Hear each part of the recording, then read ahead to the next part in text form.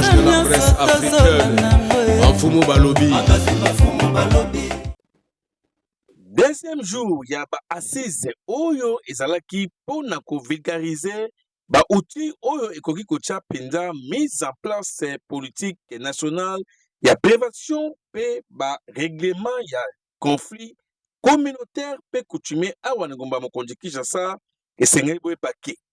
Deuxième journée ezalaki vraiment au rendez-vous sur les 127 participants mokoka oyo bayaki awa na hôtel de ville, plus particulièrement na salle André Kimbuta yango bayebaki penza na koyoka ndenge nini penza deuxième journée yango oyo ezalaki consacré na thématique ya règlement pe ya ba résolution ya ba conflit coutumier awa na engumba mokonzi Kinshasa.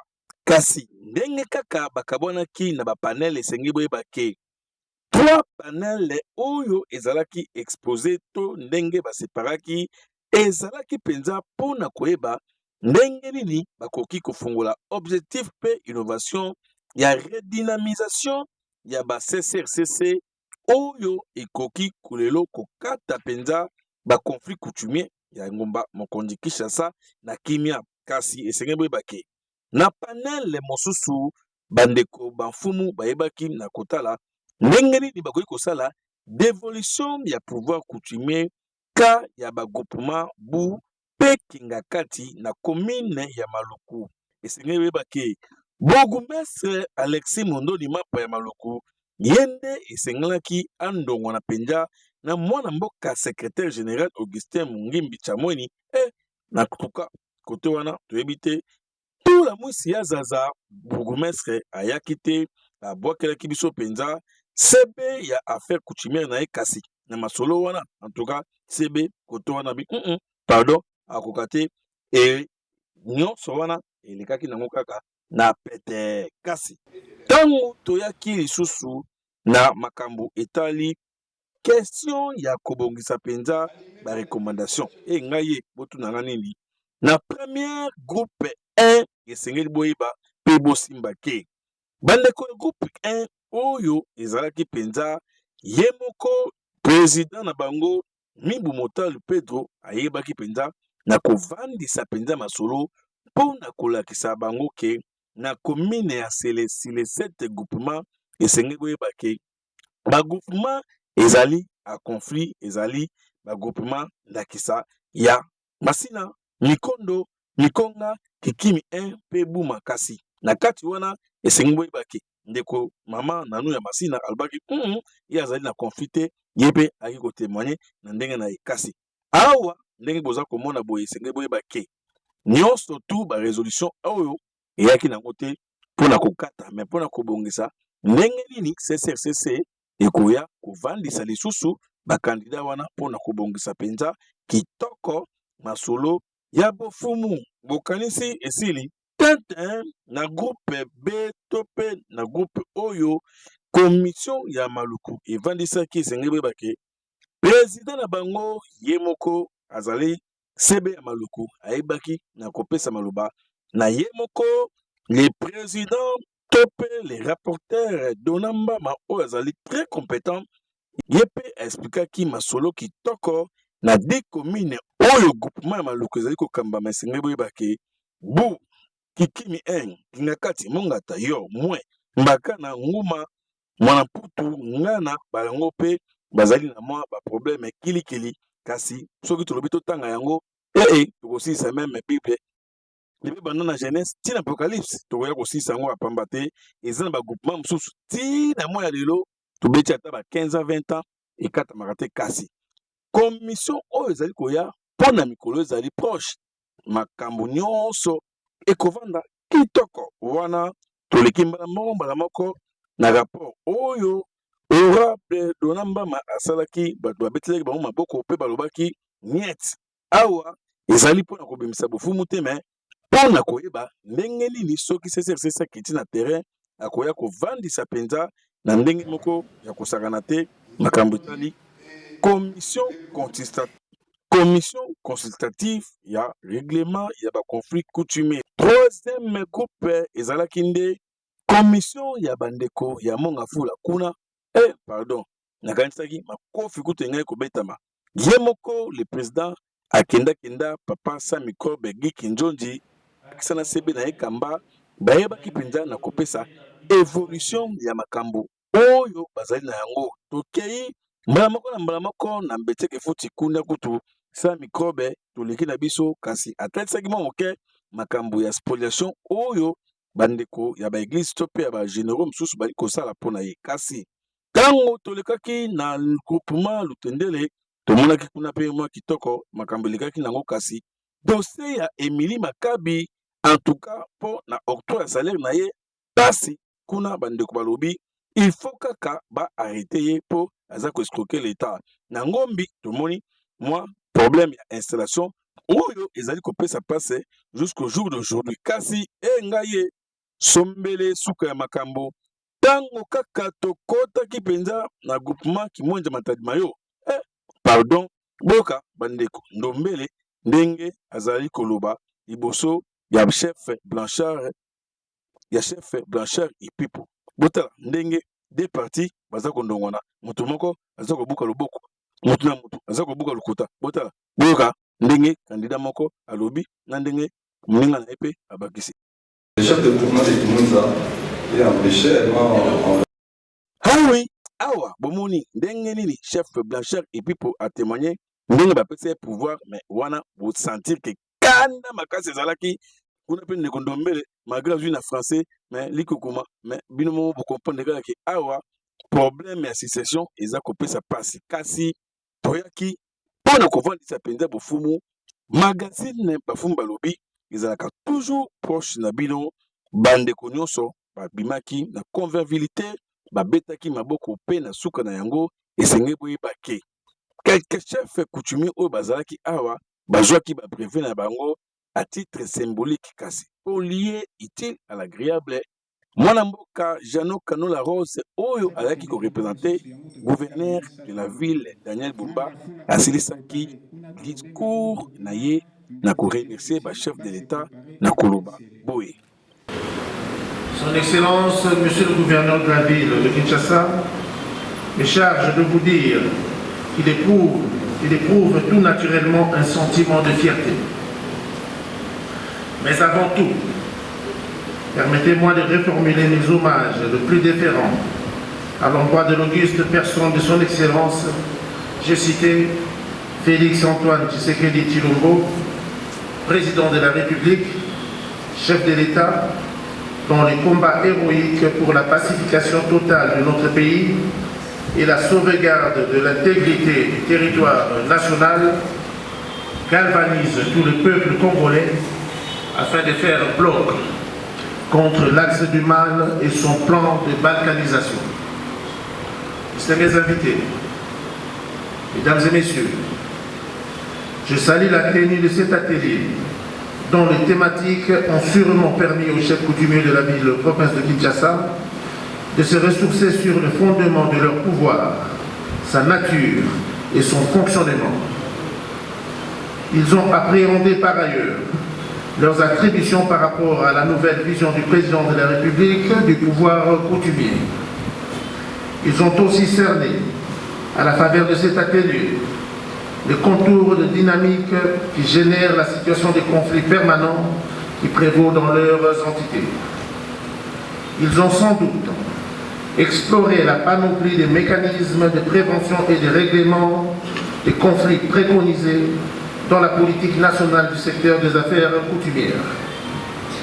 Par ailleurs, cet atelier a été l'occasion d'une cure de vérité pour les chefs coutumiers par rapport à leur succession au pouvoir, lequel comportement s'érige en mobile récurrent des conflits et de l'insécurité dans leurs entités. D'autres méfaits ont été épinglés, comme la spoliation des terres d'usage collectif, le bradage du patrimoine coutumier et les ingérences des acteurs politiques et administratifs. La somme des échanges, d'expériences, d'enseignements, d'informations et la disponibilisation des documents relatifs à la gestion du secteur Toute cette formation va concourir certainement à l'atteinte de l'objectif commun principal qui est de voir les entités coutumières et leurs animateurs stables et sécurisés en permanence. Distingués invités, Mesdames et Messieurs, mon dernier devoir est de remercier son Excellence, Monsieur le Vice-Premier ministre et le Secrétaire général des Affaires coutumières de m'avoir fait l'insigne honneur d'accueillir les travaux de cet atelier. Je remercie également les partenaires techniques et financiers et leur engagement aux côtés du gouvernement. Je remercie aussi tous les participants et différents experts et je vous souhaite à tous un bon retour dans vos familles respectives. Sur ces propos, je déclare clos les travaux de l'atelier de renforcement des capacités et vulgarisation des outils de mise en œuvre de la politique nationale de prévention des règlements des conflits communautaires et coutumiers, PNPRCC en sigle. Que vive la ville-province de Kinshasa, que vive la République démocratique du Congo. Je vous remercie. Sima, il y a discours, il y a Jeannot Canon La Rose, Oyo, qui représenté gouverneur de la ville, Sengeboye Baké, Nasuka Yamasolo, chef Pedro Elongo, Naba chef coutumier Moussou Bangope, Bazangaki Malobate. Le message est dans le secteur de ma casse. Parce que pour le babaron, mon combat, tu vas continuer sur le problème de ma conflit. On va sur la JD, on va mettre sur ma coutume. Les après madame pour la. Tu sais là que il est bien. Ma conflit va être au 4 ans la kimia. Parce que c'est la moto on a eu. Maïbi. Bombo Ketambo. Pas Mexico. Nous sommes en famille, c'est qui vraiment négligé. À tous les lignes, mais grâce à l'Europe, nous devons bénéficier de renforcement et de la capacité de ma carrière, elle est sur le corps directeur Blanchard, Ndeko Joseph,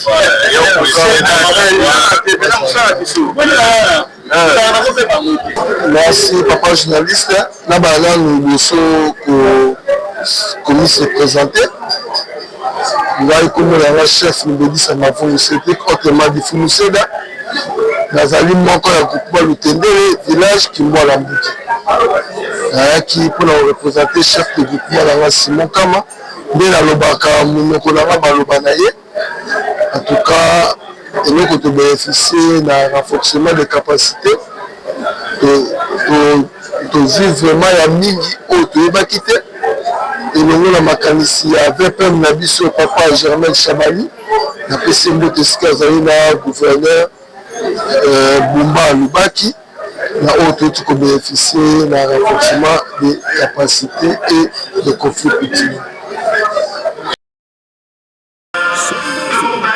Yemoko, le secrétaire général Augustin Mungimbi Chamweni, akangaki masolo pour na expliquer population oyo baza kolanda biso ke awa tosilisi esengeboye bake ville ya Bunia e koyamba biso pour na kokende kolakisa bango importance ya nouvelle CCRCC oyo eza koya pour na kosilisa makambo ya ba DD 33 na ba village oyo ba chef coutumier bazali ko kangama na bonga oyo eza pe famille na bango te boyende ezalaka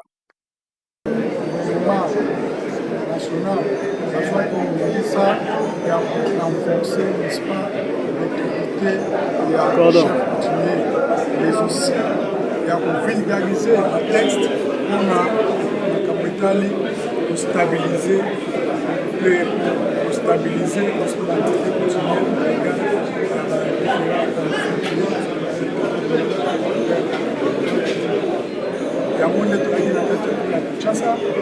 pour vulgariser le texte Yonso, à titre, comme je venais de le dire, il y a prévention, il y a et il doit avoir prochainement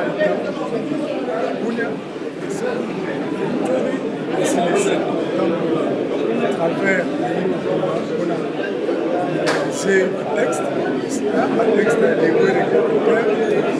dans les prévention de la conflit communautaire et conflit continué dans le pays, mais aussi il a arrêté le plan de continuation du vice-premier ministre de l'intérêt arrêté pour mettre sur pied la commission peut les aller composer à la chef à travers la province, à travers le territoire. On a en Bretagne, il y a pour statuer, il y a pour arbitrer un conflit communautaire, mais aussi un conflit, n'est-ce pas, pour les aller à la Gatchaba. Voilà un peu mission de Zanambo, ils allaient mission de vulgarisation de différents textes légaux que tant légaux plutôt que réglementaires. Le gouvernement a Sengi à travers le VPM Nabiso, il y a Boyebi, c'est-à-dire pour sensibiliser, pour vulgariser ma texte des actes. Ma confusion, ils allaient niveau ma texte. Comme je l'ai dit toujours, loi Nabiso, loi 15 par 0, fixant les statuts de chef coutumier et désignant, le législateur Nabiso a désigné la consultation. Les Alaka, ma gouverneur de province, ma communauté de chefferie, les Alaka, ma chef de secteur de chefferie, ma communauté de groupement, les Alaka, ma chef de groupement, ma communauté de village, mais les Alaka, ma bourgmestre, ma communauté de groupement. Donc, constater le processus soit là, il y a mené ma consultation. Donc, comme même pour Banga, dès que l'IWA est allé, il faut s'attendre. Alors, tenant compte de tout ceci, de constater la lecture bancaire communale qui ont maîtrisé le texte, ils ont maîtrisé la société. Nayamo, il est toujours mandat, la sensibilisation, la vulgarisation, de la texte, nous sommes dans l'ami, la gestion de l'affaire. Comme je viens de le dire, c'est à travers toute la République et tout autour de notre chef, c'est lui qui va, n'est-ce pas, sélectionner une province. Dès lors qu'il demande d'aller dans telle province, nous sommes des exécutants qui tournent autour de nous. Mais la politique doit être vulgarisée à travers toutes les 26 provinces. À son temps, on avait commencé par mettre des outils. On avait mis d'abord des commissions. Mais on a constaté plusieurs anomalies à l'intérieur, ainsi que nous avons pensé en termes de communication qu'on puisse mettre d'abord cette politique. C'est la première. C'est déjà existé. On puisse commencer d'abord par cette politique. Et cette politique a plusieurs, n'est-ce pas, a plusieurs outils à l'intérieur. Partant de ces outils-là, je pense que nous allons prévenir bon nombre de choses. Et vous l'avez dédié au... Dire là, parmi les mécanismes, comme je viens de le dire, nous avons mis sur pied les gens de la presse africaine, Mafumo Balobi.